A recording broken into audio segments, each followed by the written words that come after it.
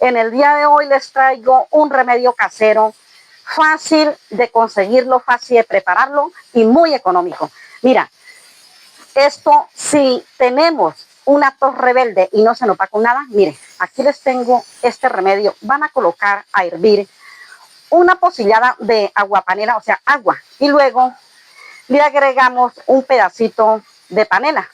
Mire, aquí ya tengo lista la agua panela y luego le vamos a agregar Vivaporub. Mire, este es el Vivaporub. Le vamos a echar una pizquita de Vivaporub al agua panela que esté calientica. Esto nos sirve para la tos, mire, más o menos esta cantidad. Y no hay ninguna necesidad de ir a la droguería, a la farmacia a comprar jarabes, medicamentos para la tos. Con esto te vas a aliviar de esa tos. Así que lo vas a hacer por el tiempo que sea necesario. Ya lo bullimos y lo bullimos. Luego si no lo tomamos o si lo damos al niño. Y esto es una bendición. Así que ahí les dejo, familia, que pasen un feliz día.